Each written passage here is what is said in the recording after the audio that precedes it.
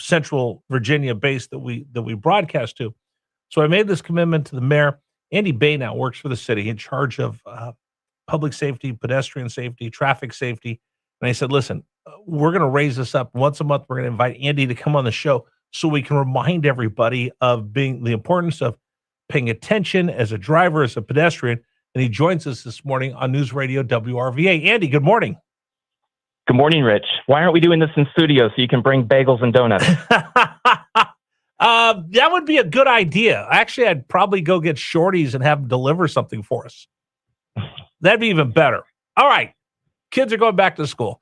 Gary Hess has been reporting all morning long with a big smile on his face. Every kid listening like, oh, we go back to school. Drivers, though, are the ones that are really thinking about the kids going back to school because we've been able to get less traffic on the roads, less pedestrians going on. But as schools get ready to start, I think it's important we remind everybody, Andy, what we need to do when we have kids in the crosswalk and we have school zones. And let's raise the awareness of that this morning. Right. And one thing that we all know, I mean, if you're a parent, I'm a parent, that not only is the safety issue on us as parents who are driving, we're going to be in a hurry. So it's not just other kids in faraway neighborhoods. We're right in the middle of this. And then you add to the mix 16-year-old, 17-year-old kids who they're starting to drive themselves to school. So it's a time of year when we want to be extra careful about how we're driving around the streets. And just remind each other, like there's a whole bunch of kids that are excited about summer. They're not necessarily focused on school starting up, but they are out and about like they haven't been before. But one thing I know we often talk about the dangers, and there certainly are in some areas dangerous street situations that we're working on improving. But it's tempting just nationwide for corporate media outlets to focus on danger and risks, especially when kids are involved. You and I are old enough to remember the fear campaigns that were warning kids about meeting strangers or listening to heavy metal or, God forbid, both. If you're the type of parent who wants your kids to be independent, then you'll like what I've got for you this morning. We all know what a school bus is, the big lumbering vehicle transporting kids from home to school and back again, like packages of cargo. Let me tell you about the bike bus. So Richmond's not the first in this, but we're excited to have 6 different bike buses at 4 different schools. A bike bus starts with just 1 or 2 students and a parent. They pedal outside of home to a nearby meetup spot, call it a bike bus stop, and then more kids join the ride. And then you get this group that's larger and larger of kids with some parents riding through the low-stress neighborhood streets. So the number of stops depends on the size of the neighborhood. But the idea is you get a bunch of young people building their confidence by learning how to get around safely on a bike. And these kids are getting physical activity and smiles on their face before they even get to school. So what better way to start your day than with a bike bus? So I share that with you all because it's an exciting thing that's going to be starting really soon. If you want to learn more, if you aren't familiar with a bike bus in your neighborhood, or you're wondering if there is one, or you want to start your own, email askpublicworks@rva.gov. We will connect you with our Safe Routes to School coordinator because we would love to see more of these. Like I said, we've got 6 of these right now at 4 different schools. And how great would that be if neighborhoods throughout the city had this sort of thing going on? So do they come riding to school like in a pack, like a Tour de France? Exactly, but with more laughing and giggling and smiles on their faces. You get the opportunity as parents to chat with each other once the kids get there. And we know across the United States, one of the things that health professionals have been warning us as adults about is that we as adults are not getting nearly enough physical activity. But even worse, our kids aren't getting nearly the amount of physical activity they need. And that's not just like gym class exercise or when you get older, lifting weights. It's all the day-to-day stuff. We don't walk enough. We don't ride bikes enough.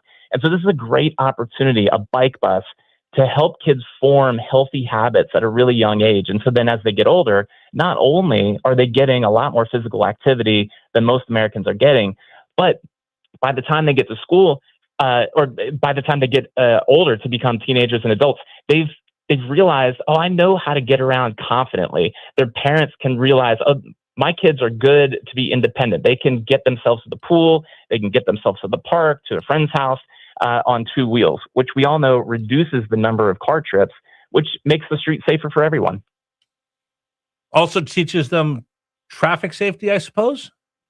Exactly. So some of these bike buses, I tag along with last year, and I'm going to do the same thing in the coming weeks, and we will certainly be publicizing this. You'll see how a couple of parents will make sure that they lead the pack. They're making sure that drivers are alert, because as we all know, many people are not yielding to people at crosswalks.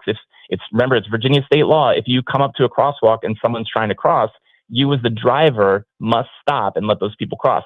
So you have parents guiding, and then along the way, you also have parents teaching the kids, saying out loud what it is they're looking for, which directions on the street they're looking for, how they're making sure that they're paying attention to doors opening and closing as people are getting ready to head out for their days. So it's a really good learning experience, but it's in a fun, lighthearted way. And like I said, it's low stress streets in neighborhoods, because for the most part, that's where our schools are. So you're not putting them on what? You're not putting them on Broad. No. Exactly. Yeah.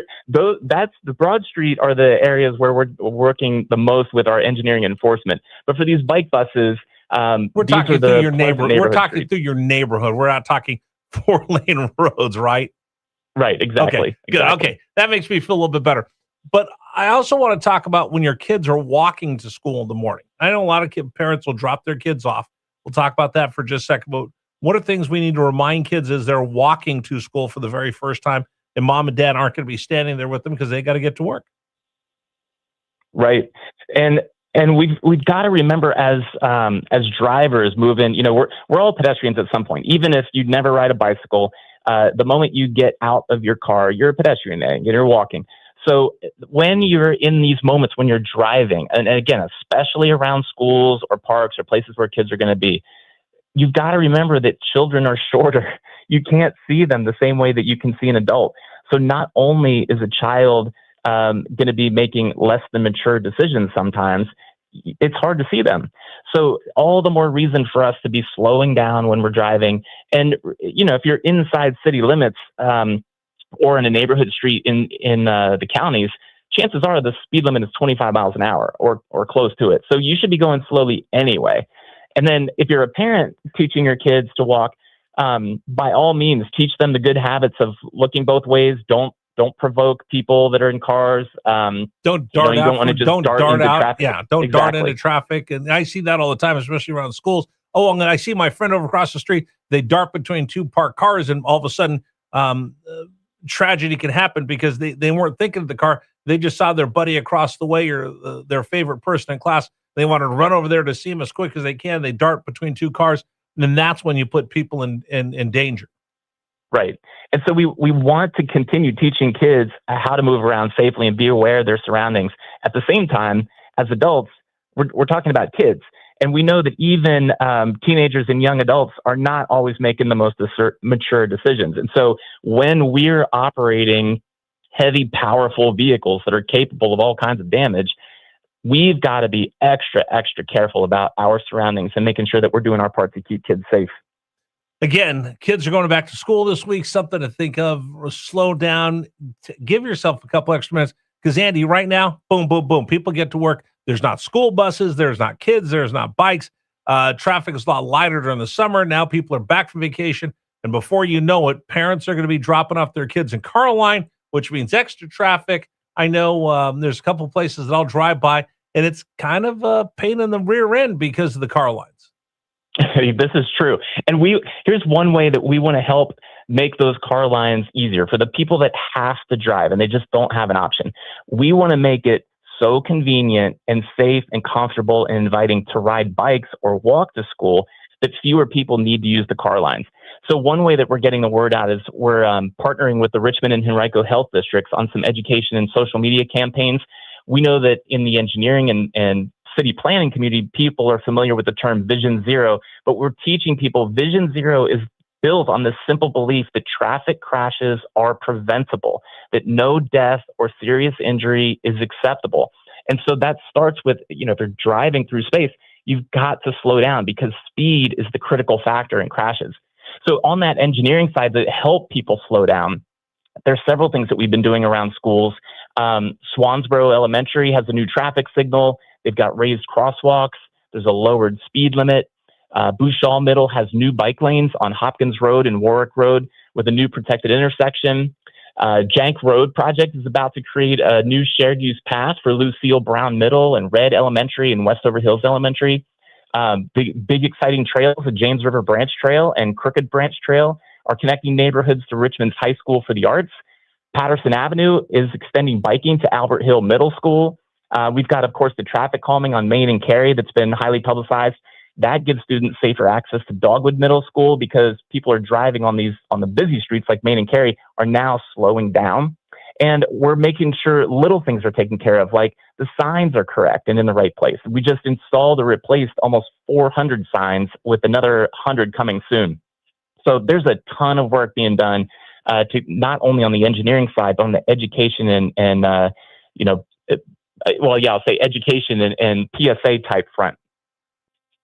Andy Boenau joining us this morning on Richmond's Morning News. Just again, give them a break, slow down, take off a little bit sooner, and get everybody to work and to school safely. Andy, thanks so much. I'll check in with you later.